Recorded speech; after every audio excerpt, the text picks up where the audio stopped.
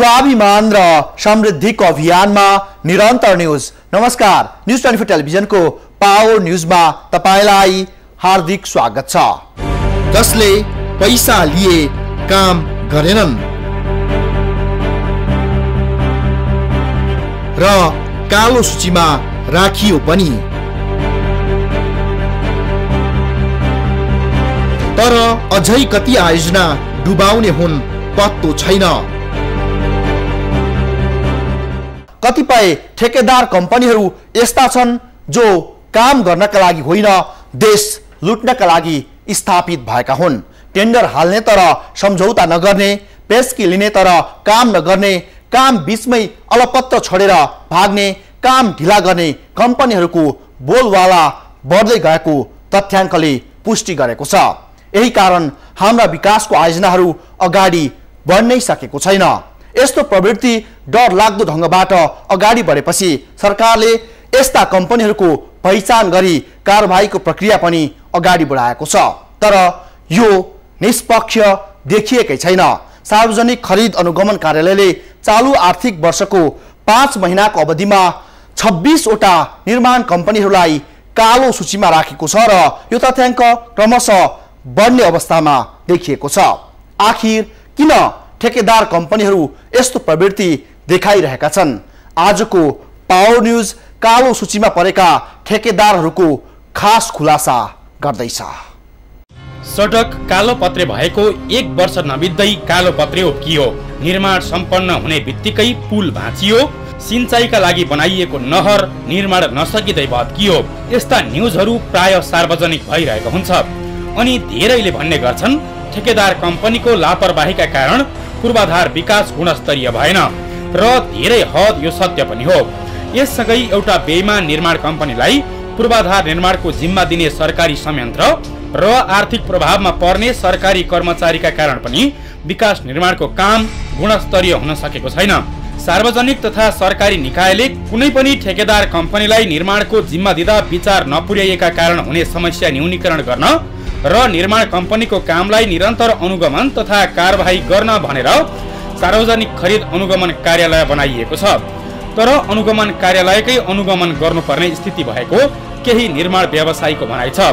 ठेकेदार कम्पनीको कामको मूल्याङ्कन गरी कारबाही गर्नुपर्ने सरकारी निकाय नै आर्थिक चलखेलमा प्रभावित हुने गरेको कतिपय निर्माण व्यवसायीको आरोप छ। तर आफूहरूले कानुनको अधीनमा रहेर र प्रक्रिया पूरा गरेर मात्रै बेइमान कम्पनीलाई कारबाही गर्ने गरेको अनुगमन कार्यालयका अधिकारीहरूले बताउँदै आएका छन्। पछिल्लो समय अनुगमन कार्यालयले 4 वटा निर्माण कम्पनीलाई कालो सूचीमा राख्यो। टेन्डर हाल्ने तर सम्झौता नगर्ने, पेस्की लिने काम नगर्ने, काम बिचैमा छाडेर भाग्ने, काम ढिलो गर्ने कम्पनीलाई अनुगमन कार्यालयले कालो सूचीमा राखेको हो। एउटा कुनै निर्माण व्यवसायीले गलत काम गर्यो भनेर जनरलाइज गरेर सबैलाई भन्न पनि राम्रो हुँदैन, हैन? किनभने कुनै एउटा पार्टिकुलर निर्माण व्यवसायीले कुनै पार्टिकुलर अवस्था परेर गरेको हुनसक्छ। तर मोस्टली अहिले चाहिँ देखिएको धेरै कालो सूचीमा पर्ने निर्माण व्यवसायहरूको अवस्था हेर्दा के कसुरमा परेको छ त भनेर हेर्दाखेरि 2-3 वटा क्याटेगोरिकल्ली काम चाहिँ देखिन्छन्। जस्तो खरिद टेन्डर हाल्ने, लो बिड हाल्ने अनि सम्झौता गर्न नआउने एउटा, अर्को काम पेस्की लिने, काम गर्छु भनेर पेस्की लिने, सम्झौता गर्ने, पेस्की लिने र त्यसपछि काम सुरु नगर्ने एउटा प्रवृत्ति। त्यसपछि अर्को के छ भने काम बिचमा छाडेर हिँड्दिने। यी 3 किसिमका प्रकृतिहरू देखिया छन्। जिल्ला विकास समिति झापाको भवन निर्माण सम्बन्धी काममा बेइमानी गरेको कारण श्रृङ्गलीला निर्माण सेवा प्रणाली पहाडी साना किसानका लागि अनुकूलन कार्यक्रम अन्तर्गतको संरचना निर्माणको काम राम्रोसँग नगरेको कारण ग्लोबल लिङ्क टेक्नोलोजी प्रणाली राष्ट्रिय प्रकृति निर्माण कोषको काम राम्रोसँग नगरेका कारण नागराज ट्रेडर्स पुष्पलाल मध्य पहाडी लोकमार्ग आयोजनाको काममा बेइमानी गरेका कारण प्रकृति निर्माण सेवा र हुलाक सेवा विभागको निर्माण सम्बन्धी काम नगरेका कारण नेदरल्यान्ड्सको निर्माण कम्पनी जो इन्सेडस स्ट्याम्प बीभी पाउल मेजबोमलाई अनुगमन कार्यालयले कालो सूचीमा सूचीकृत गरेको हो। यससँगै अनुगमन कार्यालयले चालू आर्थिक वर्षको 5 महिना अवधिमा 26 वटा निर्माण कम्पनीलाई कालो सूचीमा राखेको छ। टेन्डर हाल्ने तर सम्झौता नगर्ने, पेस्की लिने काम नगर्ने, काम बिचैमा छाडेर भाग्ने, काम ढिलो गरेका कारण अनुगमन कार्यालयले कालो सूचीमा राखेका कम्पनीहरूको सूची यस्तो छ: विश्व निर्माण सेवा, पिपी निर्माण सेवा, निशान निर्माण सेवा, इको बिल्डर्स प्राली, BS Construction, Kamala Nirman Sewa, जयशम्भु मल्टिपर्पोज company प्राली, Nepal Pragati Nirman Sewa प्राली, जय ओम रयामिक जेबी, धर्मेन्द्र रवि टी, रटौदह जेबी, जीएम कन्स्ट्रक्सन प्राली, मोहसिन एन्ड सप्लायर्स, शुभ शान्ति निर्माण सेवा, खाँडदेवी निर्माण सेवा, इन्द्र एन्ड निरज ब्रदर्स निर्माण सेवा एन्ड सप्लायर्स, श्री राखा कन्स्ट्रक्सन निर्माण सेवा, वैदेही एन्ड प्रवीण निर्माण र चेतन कन्स्ट्रक्सन जेबी, श्री लक्ष्मीराज निर्माण सेवा, निरेन्द्र रनिता रनुरी कन्स्ट्रक्सन जेबी, सुरुचि कन्स्ट्रक्सन, लोकप्रिय निर्माण सेवा र सान्स बिल्डर्स। देशको पूर्वाधार निर्माण गर्न ठेकेदार कम्पनीलाई जिम्मा दिनु एक स्वाभाविक प्रक्रिया हो, तर आर्थिक चलखेलका कारण गलत कम्पनीलाई निर्माणको जिम्मा दिँदा पूर्वाधार विकासमा समस्या भएको छ।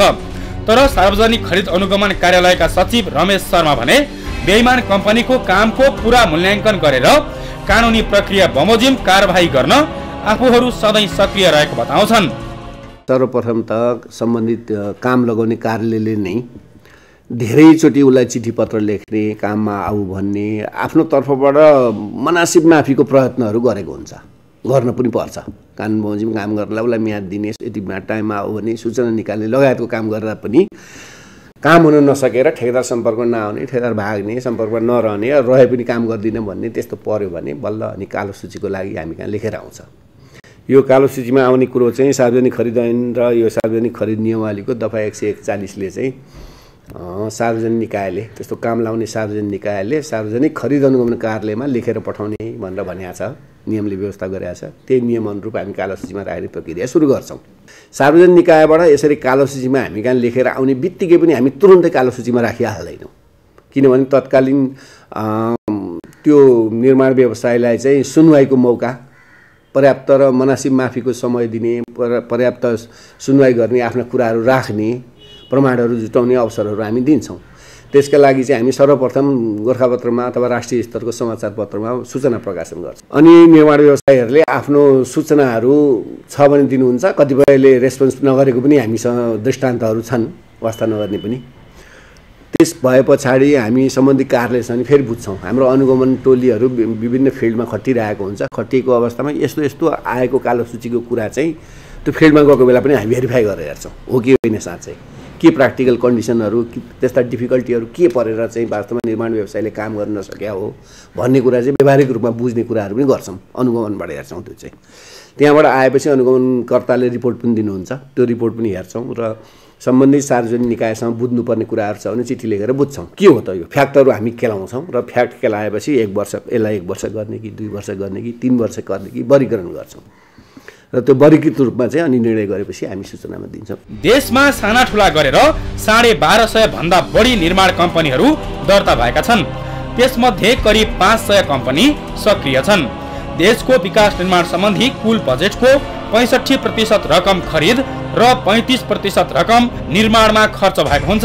नेपालको कुल बजेटको झन्डै 65% चाहिँ यो सार्वजनिक खरिदमा खर्च हुन्छ, हैन? त्यो 65% भनेको चाहिँ सार्वजनिक निर्माण कार्य, परामर्श सेवा, माल सामान खरिद, अन्य सेवा सबै गरेर हो। अब त्यसमा निर्माण कार्यको मात्रै कुरा गर्ने, माल सामान सप्लाईको मात्रै कुरा गर्ने हो भने झन्डै 40% चाहिँ निर्माण कार्यमा खर्च हुन्छ। देशमा ठुलो हिस्सा खर्च हुने पूर्वाधार विकासमा हुने काम र काम गर्ने कम्पनीको स्थिति भने नाजुक छ।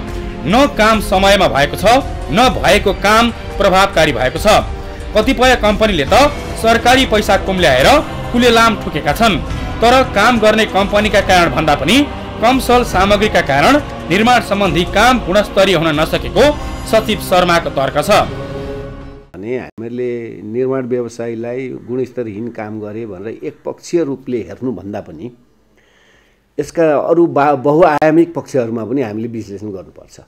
जस्तो भन्नुस् न, एउटा निर्माण व्यवसायीले काम लिँदाखेरि उसले कति रुपियाँमा काम लिन्छ भन्ने कुरा चाहिँ उसको जम्मा 15% मात्रै ओभरहेडमा उसले काम गर्नलाई ठेक्का लिएको हुन्छ।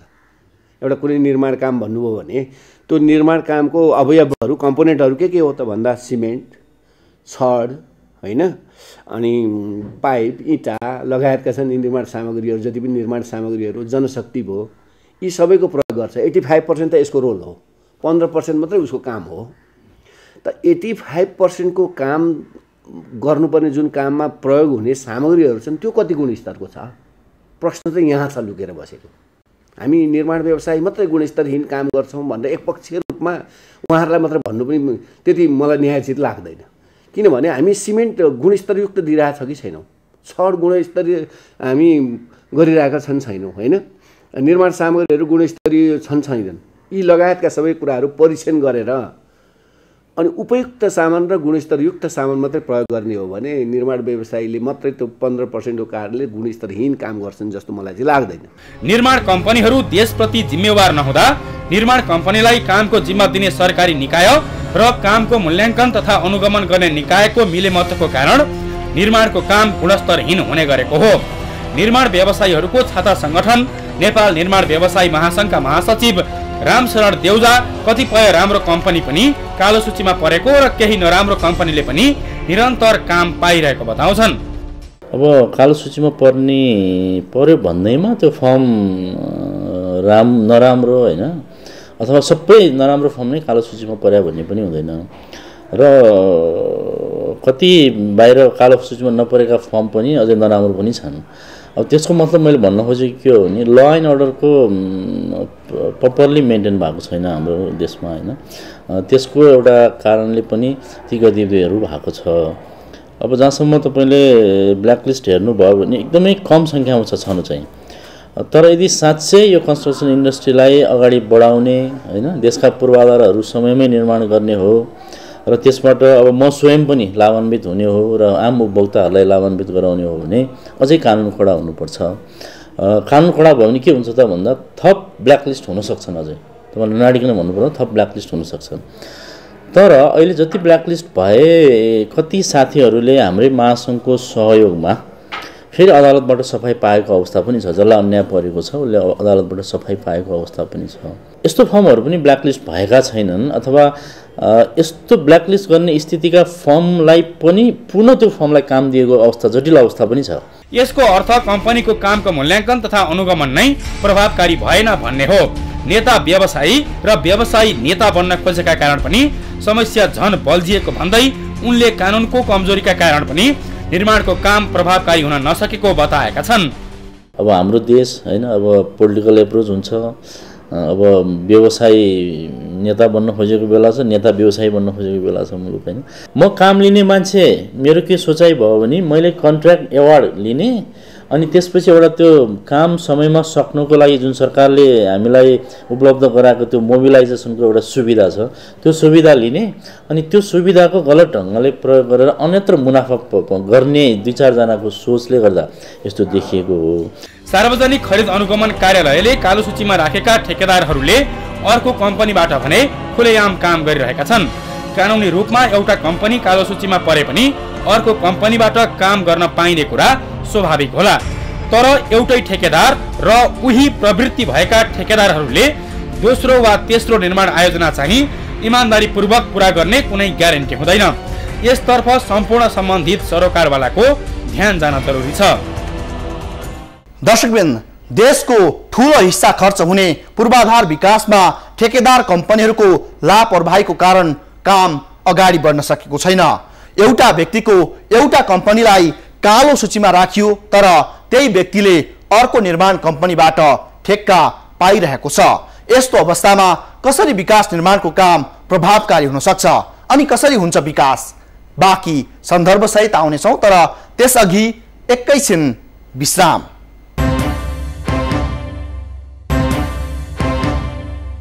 दर्शकवृन्द, न्युज 24 टेलिभिजनमा पाओ न्युज 20 हुनुहुन्छ तपाईँ र हामी कालो सूचीमा परेका ठेकेदार कम्पनीहरूबारे केन्द्रित छौं र अब प्रस्तुत गर्छौं आखिर किन यस्तो प्रवृत्ति मौलाइरहेको छ। यो हेर्नुहोस्। ठेकेदार कम्पनीको लापरवाहीका कारण विकास निर्माणको काम राम्रोसँग अघि बढ्न नसकेको सत्य जगजाहेरै छ। कोही सम्झौता गरेर काम नगर्ने, कोही पेशकी लिएर फरार हुने त कोही सानो काम गर्न पनि वर्षौं लगाउने ठेकेदार कम्पनीका कारण विकास निर्माणको गति सुस्त र गुणस्तरहीन हुने गरेको छ। त्यस्तै बेइमान रेकर्ड बनाएको ठेकेदार कम्पनीको मालिकलाई नै कुनै पनि बहानामा निर्माणको जिम्मा दिँदा विकासको काम झन प्रभावित भएको छ। सरकारी तथा सार्वजनिक निकायको गैर जिम्मेवारीका कारण पनि बेइमान कम्पनीहरूले धमाधम निर्माणको जिम्मा पाइरहेका छन्। ठेकेदार कम्पनीहरूको नियमन गर्ने निकायकै कमजोरीका कारण पनि विकास निर्माणको काम प्रभावकारी हुन सकेको छैन। सार्वजनिक निकायले कुनै ठेकेदार कम्पनीलाई निर्माणको ठेक्का दिएपछि पुरै व्यवस्था गर्ने गरेका कारण पनि समस्या उत्पन्न भएको तर्क निर्माण व्यवसायीको छाता संगठन निर्माण व्यवसायी महासंघका महासचिव रामशरण देउजाको छ। कार्यालय प्रमुखले मलाई कन्ट्र्याक्ट दिएपछि कार्यालय प्रमुखको जिम्मेवारी सिद्ध्या होइन नि। अब त बल्ल सुरु भयो हामी दुबईको काम, त्यो गलत छ कि उहाँहरूको पनि। कन्ट्र्याक्टरलाई कन्ट्र्याक्ट एग्रिमेन्ट गराइदिएपछि उहाँहरू न साइट जानुहुन्छ, न त्यसको इभ्यालुएसन गर्नुहुन्छ, न मोनिटरिङ गर्नुहुन्छ, न त्यसको गुणस्तर हेर्नुहुन्छ। के हेर्नुहुन्छ त भन्दा उही लेनदेनलाई हेर्नुहुन्छ। अनि लेनदेनलाई हेरेपछि अनि कसरी त्यो साइडमा काम हुनसक्छ कि खालि एक र कन्ट्र्याक्टरको मात्र दोष होइन। हेर्नुहोस्, यसमा यो होल सिस्टम अहिले दोष छ होइन। अब यो अलिकति राजनीतिक तरलताको कारणले पनि हो, हामी ज्यादै तरल राजनीतिक अवस्थामा छौँ। त्यो हुनाले ल एन्ड अर्डरै हो यसको मुख्य कुरा। हेर्नुहोस्, भएको कानुन चाहिँ महासङ्घले हामीले के भनिरहेको छौँ भने व्यवसायहरूलाई छुट दिनुपर्छ भन्ने छैन। किन व्यवसाय पनि अब सामाजिक उत्तरदायित्व सहितको व्यवसाय गर्नु पर्यो कि मुनाफा त एउटा ठाउँमा छ नि होइन। विकास निर्माणलाई चुस्त, प्रभावकारी र गुणस्तरीय बनाउन धेरै कुरामा ध्यान दिन जरुरी छ। निर्माण सामग्री खरिद र ढुवानीदेखि निर्माणको जिम्मा पाएको कम्पनीका बारेमा पनि राम्रोसँग बुझ्न आवश्यक छ। निर्माणको जिम्मा दिएपछि पनि उसको नियमित अनुगमन हुनुपर्छ। राज्य कोषको अरबौं रुपियाँ खर्च हुने विकास निर्माणको कामप्रति सरकारी निकाय र व्यवसायीको मिलेमते हुने गरेको आरोप स्वाभाविक भइसकेको छ। स्थानीय राजनीतिक दलका प्रतिनिधिसँग व्यवसायीको साँठगाँठले पनि निर्माणको काम प्रभावहीन भएको छ। तर आफूहरूले सम्पूर्ण निर्माण व्यवसायीको कामलाई अति सूक्ष्म ढङ्गमा अनुगमन गरेको र बेइमानी गर्नेलाई कारबाही गरिरहेको बताउँछन् सार्वजनिक खरिद अनुगमन कार्यालयका सचिव रमेश शर्मा। अब जहाँसम्म गुणस्तर राम्रो बनाउने र निर्माण व्यवसायीहरूले समयमा काम सम्पन्न गरून् भन्ने कुराहरू छन्, त्यो कुरा भनेको चाहिँ समग्र त्यो आयोजनालाई असर गर्ने अरू कुराहरू पनि हुन्छन्। जस्तो भन्नुहोस् न, कुनै एउटा बोलपत्र गरियो, बोलपत्र स्वीकृत भयो, खरिद सम्झौता भयो, निर्माण व्यवसायीले पेशकिपिङ लिए, फिल्डमा जाँदाखेरि त्यहाँ कतिपय ठाउँमा के हुन्छ भने वातावरणीय कुराहरू हुन्छन्। कहिलेकाहीँ त्यहाँको पब्लिकले साइट नदिने, यो काम यहाँ होइन त्यहाँ गर्नुपर्छ भन्ने यस्ता व्यवधानहरू आउने, जग्गाको मुआवजा वितरणमा विवादहरू हुने, यस्ता कुराले गर्दाखेरि पनि प्रोजेक्टहरू ढिलो भएका छन्। अनि यी समग्र कुराहरूको जिम्मेवारी चाहिँ निर्माण व्यवसायीको मात्र पनि हुँदैन, हाम्रो पनि हो, सरकारको पनि हो होइन। हामीले त उसलाई फुल फ्लेज अपरेट काम गर्न सक्ने गरी साइट दिनुपर्छ नि त। साइट दिएपछि नै उसले काम सुरु गर्ने हो। निर्माण व्यवसायीहरूलाई गुणस्तरयुक्त काम गराउनलाई अब चौतर्फी हिसाबले काम गर्नुपर्छ। खालि एउटा सार्वजनिक खरिदमा मात्रै संशोधन गरेर मात्रै पनि पुग्दैन। मूलत क्वालिटीको सामानहरू सप्लाई गर्ने र त्यस्तो क्वालिटी चाहिँ परीक्षण गर्ने, पर्याप्त परीक्षण गर्ने ठाउँ ल्याबहरू हुनु पर्यो हाम्रो देशमा होइन। अहिले हालसालै नेपाल सरकारले चाहिँ एउटा ल्याब चाहिँ अहिले राष्ट्रिय सतर्कता केन्द्रमा चाहिँ स्थापना गर्न लागेको छ, यही कुरालाई दृष्टिगत गरेर। अब चाहिँ निर्माणसँग सामग्रीहरू, निर्माणसँग सम्बन्धित कामहरूको परीक्षण चाहिँ त्यो एकै ठाउँबाट मात्रै गर्ने, गुणस्तरको चाहिँ प्राविधिक परीक्षण अडिट नै त्यहाँबाट गराउने भन्ने व्यवस्था गरेर चाहिँ सतर्कता केन्द्रलाई अहिले संस्थागत सुधारहरू गरेर बलियो बनाएको छ होइन। अब बोलपत्र प्रक्रियाको र काम भइरहेको बेला काम भए नभएको अनुभव चाहिँ हामी पनि गर्छौँ। देशमा साना ठुला गरेर करिब 500 कम्पनी सक्रिय छन्।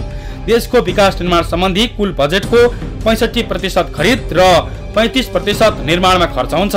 देशको ठुलो हिस्सा खर्च हुने पूर्वाधार विकासमा हुने काम र काम गर्ने कम्पनीको स्थिति भने दिक्क लाग्दो छ। न समयमा काम भएको छ, न भएको काम प्रभावकारी भएको छ। कतिपय कम्पनीले त सरकारी पैसा लिएर फरार भएका छन्। अब राम्रो काम गर्ने ठेकेदार कम्पनीलाई प्रोत्साहन र बेइमान कम्पनी र कम्पनीका मालिकलाई कारबाही गर्नै पर्छ, नत्र विकासको नाममा हुने भ्रष्टाचार र बेइमानी झन मौलाउने निश्चित छ। दर्शकवृन्द, सरकारले चालू आर्थिक वर्षको 5 महिनाको अवधिमा 26 वटा ठेकेदार कम्पनीहरूलाई कालो सूचीमा राख्नुपर्ने बाध्यता आयो। पेशकी लिने तर काम नगर्ने, काम बिचैमा छाडेर भाग्ने, काम ढिलो गर्ने ठेकेदार कम्पनीहरूलाई कालो सूचीमा राखिएको छ। तर यो एक देखाउने दाँत जस्तो मात्रै भएको छ, किनकि त्यही कालो सूचीमा परेका व्यक्तिहरूले अर्को कम्पनीबाट सरकारी अधिकारीहरूलाई प्रभावमा पारेर काम गरि नै रहेका छन् र यस्तो गलत प्रवृत्तिको निरन्तर फलोअप गर्दै जानेछौँ हामी।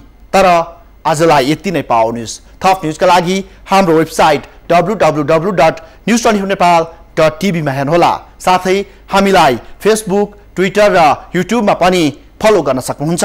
अहिलेलाई बिदा दिनुहोस्। हामी पुनर्निर्माण, सबल नेतृत्व र सुशासनको निरन्तर फलोअपमा छौँ। नमस्ते।